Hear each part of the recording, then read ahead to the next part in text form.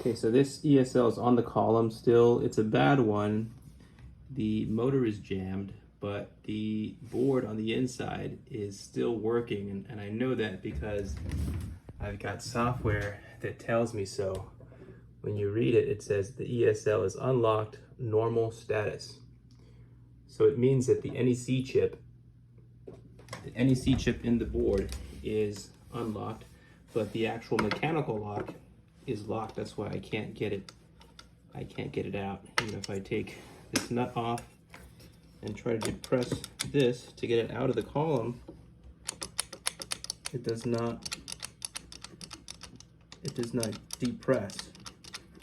So since I know that I might be able to get one last turn out of this motor, I'm just going to take a hammer and whack the back of it a few times, or the front right in here. Well, this is where the motor's at, right in here.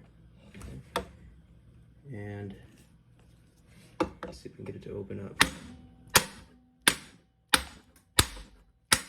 Give it some good whacks. Now, let's see if that'll unlock.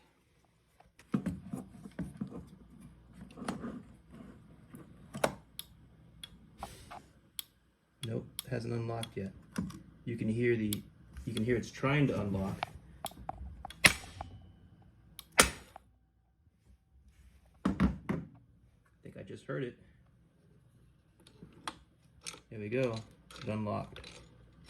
See, now I can depress and remove the steering lock. Let's see if I can do it with one hand. Nope. There you go. And now it's out. And I didn't have to drill it. I didn't have to cut the bolt off. So just a little tip, might save you some time and might save your ESL, even though I don't recommend using these.